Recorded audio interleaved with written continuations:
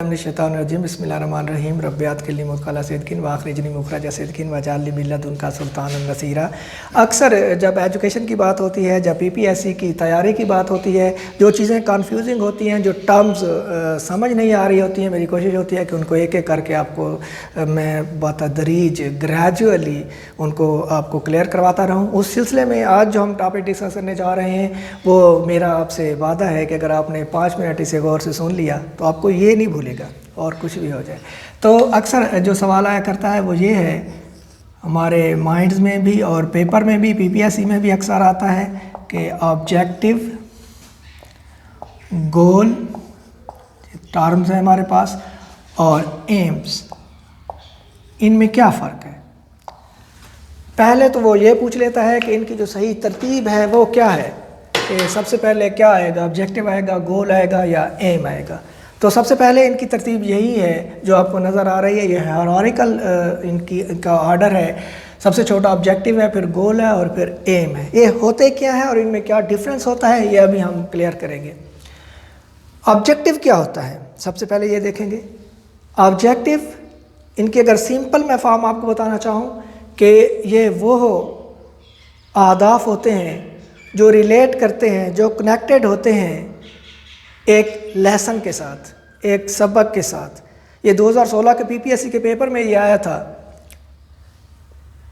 The targets that are related are connected to the lesson are called, फिर उन्हें ये तीनों दिया हुआ था। ये ऑब्जेक्टिव दिया हुआ था, फिर गोल और फिर एम। तो इसमें से जो सबक से रिलेटेड होते हैं वो ऑब्जेक्टिव होते हैं। अगर आपने देखा हो कि हर जो भी आप चैप्टर खोलें, सबक के शुरू में ऐसा लफ्ज़ दिए हुए होते हैं जो कि वो ऑब्जेक्टिव होते हैं कि इस लेसन को पढ़ने के बाद बच्चा किस काबिल होगा, बच्चा क्या क्या चीज़ें समझ जाएगा। आप कोई भी बुक खोलें, टेक्स्ट बुक, उसके शुरू में लिखे हुए होते हैं कि ये ऑब्जेक्टिव क्या होते हैं। तो जो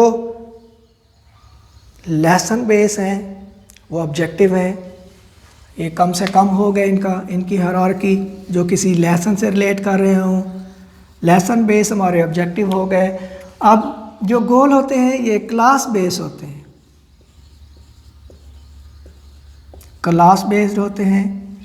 किसी एक सब्जेक्ट बेस या सब्जेक्ट में, किसी एक सब्जेक्ट में अगर आपका टारगेट है एक सब्जेक्ट इम्प्रूव करना, एक सब्जेक्ट में नंबर लेना, तो वो आपका ऑब्जेक्टिव होगा। अगर आपका टारगेट पूरी क्लास में, जैसा कि आप कह सकते हैं फर्स्ट ईयर, सेकंड ईयर, तो ये आपका गोल होगा। और जो एम होते हैं ये नेशन वाइड होते हैं, ये सबसे ज़्यादा या लाइफ लॉन्ग होते हैं। इनको नेशन वाइड कह सकते हैं, इनको आप लाइफ लॉन्ग कह सकते हैं।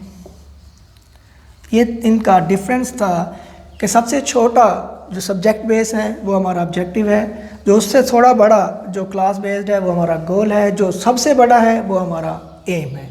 अब इसकी एग्जांपल बड़ी सिंपल होगी, उसके बाद ये आपको नहीं भूलेगा। अब एक बच्चे के बायोलॉजी में अच्छे नंबर लेना उसका ऑब्जेक्टिव है, एफएससी में अच्छे नंबर लेना उसका गोल है, और डॉक्टर बनना उसका एम है। लिख देता हूँ, ये बायो में अच्छे नंबर लेना उसका ऑब्जेक्टिव, इसी तरह से एफएससी में अच्छे नंबर लेना उसका गोल है, और एक डॉक्टर बनना उसका एम है।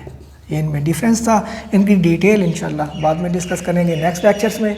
तब तक अपना बहुत सा ख्याल रखिएगा। अल्लाह हाफ़िज़।